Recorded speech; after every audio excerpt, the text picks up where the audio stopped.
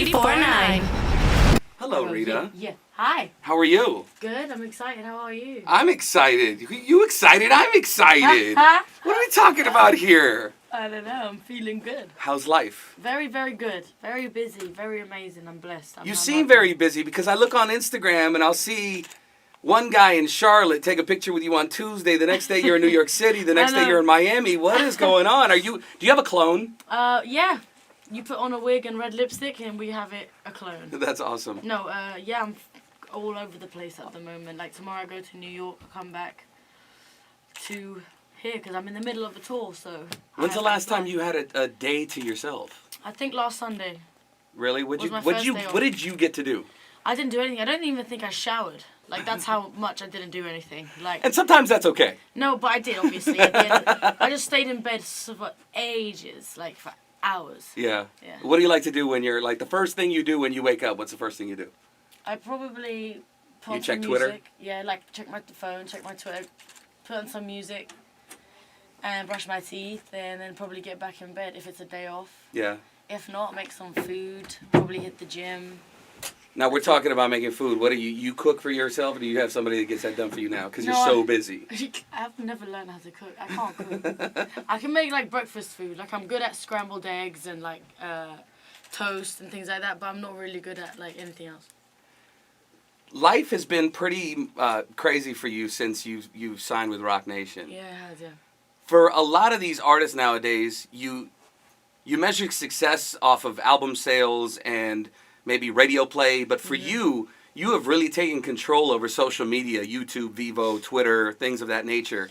I mean, yeah, I put my hands up to it. I mean, I think social media and the internet is kind of what's running so many things. The world, pretty much. Basically, yeah. And I feel like not only me, but artists in general all over the place are kind of using that more than ever. It took them a while to figure it out because I remember when things first launched, let's say with Twitter, Rihanna wasn't running her own Twitter. I mean, people were like, nah, I don't need that. You know? The label will do that for me. I think people were like, yeah, whatever, I don't need that. I've been fine without it. Like, yeah, why don't I need it? Now they're just all over it. What have you learned from your fans, other than them loving your music? What have you learned from your fans by seeing their reactions on Twitter? I think I learned a lot. Like, yesterday I had my first show for my Aura tour, which is my first ever headline tour. Awesome. And I went on Twitter to look at the response, and I saw everyone's feeling from the show. Everyone, replied back saying, I love this, or I love that, or maybe this and that. Like, I just saw the responses, like, immediately, which is good, which is great. Taking the moment where Jay-Z says, I want to sign you. Yeah. What has been another wow moment in your career? I mean, I look on YouTube, you see that song you did with DJ Fresh, and millions of hits, like a ridiculous amount. What has been wow moments for you in this journey to where you're at today? I think the biggest wow moment was knowing that my album was finished, in Europe. I haven't finished it yet here for the US. I wanted to put a few more tracks on, but just knowing that my album overall, like the vibe of it was done. Mm-hmm. Like it took me about 2.5 years to get it done. So it was probably that, and being nominated for awards and things that I've never thought I would be nominated for. Like the EMA awards. Like I'm opening up the show. There's a lot of awards in London. Oh, sorry. There's a lot of awards in London, like the Brits and like the Mobos, and it's just basically just being recognized for what you love to do. Now, your story is pretty amazing from where you come from in Kosovo. I would never imagine having a conversation with a Kosovan person. But with someone in the music industry that's made it successfully from that area, because it's not a natural thing. Of course not. I don't speak to many people that make it from Panama, and you got Los Racas that are finally starting to make a little bit of ground. Someone from Kosovo, this is a first for me. Good. I like that. That's why I feel like I was put here. I mean, I feel home, I'm sure back home they're very proud. Oh, yeah, no. Oh, of course. They kind of are my ride or die. Like, they really understand what it took and what it takes to make it, especially if you're from somewhere like where I'm from. Being from Kosovo, it's hard. It's a third world country. We don't get those opportunities. It's small. It's just kind of it's hard. So to be one out of a few to even ever make it or try and make it and be successful. To even leave, yeah. So when my family left, I was one. I moved to London when I was one. My sister was 3. My brother wasn't born yet. And it was very much like they started from scratch, you know? So it's very important for them that they recognize what's going on right now. So because of those sacrifices that your parents made, you Yeah. have this drive, this unstoppable drive to Yes. keep going, to never stop, to never Yes. settle, to get what you came here for. Yes, Yeah, I mean, that's correct. I'm not trying to make this about myself. My dad was the same way. Yeah, I mean... He came from Mexico. It's Came from hard. nothing. Dirt roads and no electricity. Exactly. The oldest of 13 And what's children. crazy is that, my mum was a doctor back home. Oh, But wow. over here, it doesn't... There's no comparison. You have to redo the study. So she studied for about 7 years in the meantime, did all the jobs. My dad started working in, restaurants, and now he owns pubs and, restaurants nowadays. He just sits in these coolest pubs in the world. But... And lets them run themselves. That's it. That's but, the life. in the beginning, it was tough. And I didn't really notice. I was a baby, Have you had a chance to go back to Kosovo? Yes, I've been back recently, actually. I think about a month ago. I actually shot my video there.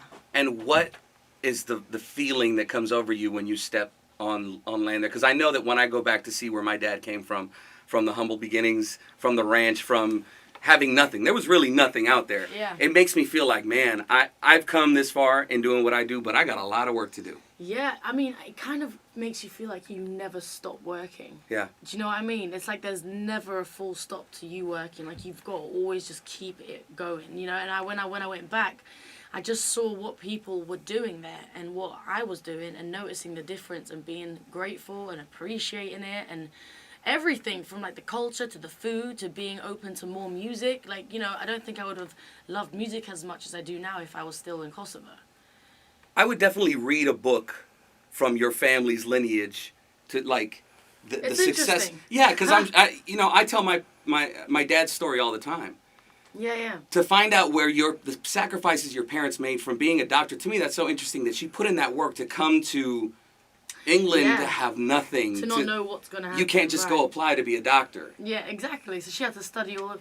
Do you know what I come to realize? I never realized how many people actually related to my story. Oh, this is what this country's built on. Until I saw it. Yeah. See what I'm saying? Until I started explaining and being honest about my life in my music and in my interviews. I used to hits on Twitter like, oh my God, I understand what you're saying. I feel that it's just incredible what you and your voice can do. You know what I mean? It's great. It's fun, it's beautiful, and it's great. So can we anticipate maybe not just the fun, hype, party of music from you? course. Can we get something maybe that will touch on that subject? Of course. No, yeah, 100%. The thing Yeah. is, when you come to my I got live goosebumps shows, talking, like, just even thinking about what that struggle Thank you. was from your family. yeah, it was tough, but 100%. My live shows always have a different feeling to what you play on the radio and like with the tracks you play of mine, and it's definitely like how I perform live is different, and it's one of those things where I really encourage people to come and watch me live because it's a completely different kind of feeling,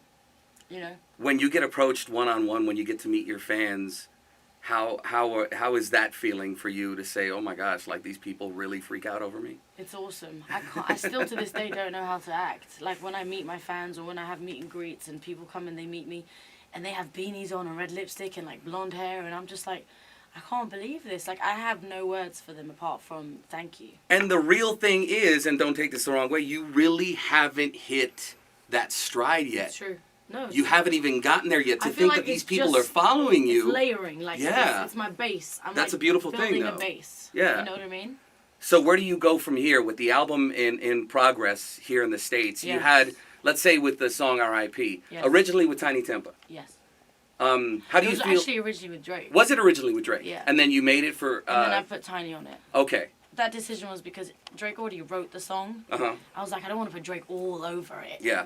And it's like my first, single, and I love Drake. It's more than happy for him to be on it. But, people caught on to it anyway, so it's kind of like whatever. It's just, yeah. Who else? I mean, we have, The Dream that you've worked with, and The Tricky, Dream, and... Tricky, Stargate, Chasing Status, Major Lazer, will.i.am, J. Cole. It's all on the album. Isn't Will the coolest dude in the room? Coolest dude in the room. The nicest guy in And any he's room? I feel like he should be from Japan. He's from like- East LA, from Boyle Heights, blocks away from where I grew I up. feel like from Japan because he always knows the newest technology, like the Yeah. newest things going on. I'm like, He's really not from... What? Like, if I were to say he'd be from another planet, He not necessarily is. Japan. I feel like Japan is another planet because I just visited there and it was nuts. Yeah. So that's why I said that. So you're able to travel the world and Yeah. and share your dream and share your music. I remember seeing on an interview, or no, it was a diary of yours, talking to your fans about, look, you're going to get to see the real me, from the red lipstick coming off to the roots showing, the things like that. Yeah. You said something in there about a lullaby. About send me lyrics, send me thoughts, Oh, yeah, and we'll call it a lullaby. I used to do a lullaby, yeah. You don't do that anymore? I still do, but I haven't actually sat down and done a diary for a minute because I've been on the road for so long. But every time, every week, my fans send me thoughts and what they were thinking about, and I would like sing it in a lullaby. What was the lullaby that you had as a child when, 3, 4, 5, 6 years old, your parents would sing to you? It was actually just a saying. It's okay to sing it too, that's fine. It was actually just a saying. It was... Okay. Nina, nana, Nina, nana, Nina, nana. It was like a little, just like makes you fall asleep. Nina, nana is basically the noise that people do in my country to try and make people fall asleep. I got something even, I don't know, I don't want to say that it's worse, but it's kind of crazy. It's great. It sounds scary, right? Well, no, this is scary. From where my dad, when I was a child, he would sing this lullaby to us. Oh, And I'm going to say it in Spanish. okay. Duérmate, niño, porque ahí viene el viejo, te rompe la carne y te deja el pellejo. Now, in translation, go to sleep, little boy. Here comes the old man. Oh. He'll eat off your flesh and leave you a skeleton. That's more messed up than mine. But it would put us to sleep. How I don't know did if it would he sing scare or us was to he sleep. saying it? Oh, he would sing, Duérmate, niño, Yo, porque ahí viene that's el viejo, crazy. te come la carne. If you don't sleep, I'm gonna skin you. Basically, yeah.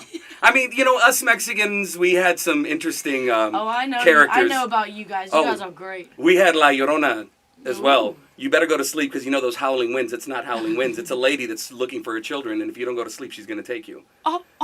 Welcome to my life So as you a guys child. I basically was got terrified as scared. a child. You guys basically got terrified to sleep. You weakened yourself. We didn't have real lullabies. Feel for me. So, the tour, we got that going on. Yes. We got the album coming.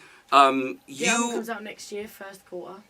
You have anything else, maybe some TV planned? Because I know there's a lot of Yeah. cross-promotion with television shows and Yeah, I movies have. and things. I actually performed on David Letterman on Halloween. No, but I mean, you have the look to actually be on the big screen. Oh, you And mean that's- like big screen? Yeah, why not? Oh, I don't know. I haven't thought about that yet. But yeah, Is that too much to take in right now? I mean, I'm just so busy with this tour and my music that, to tell you the truth, I'm not even thinking about anything else. But it's definitely in the books. Like, it's definitely one of those things that I want to do. What's the most important thing you've learned from Sean Carter? I think the fact that he's just so smart and he's really wise and he's very, very calm when it comes to stressful moments, and I'm like freaking out and he's like, Rita, calm down. Yeah. He's very, very calm and he's restricted, and he taught me a lot about patience and appreciation and waiting for your window, I wish and hope for nothing but success for you. Like, hearing your story, even like you telling it to me right now, it's pretty amazing to see. I always talk about my dad's situation, Yeah. making something from nothing. It's true. And that's truly what you're doing. It's really the American dream that you're trying to, you're not from here, but you're here, you're invading and you're taking over. And, Yes. and that's I'm a good thing. not going anywhere. Keep going, keep doing what you do. Any message for your fans? My fans, thank you for being there. Thank you for supporting me. And thank you for looking good, as always. And, there's nothing better than seeing my fans. So thank you.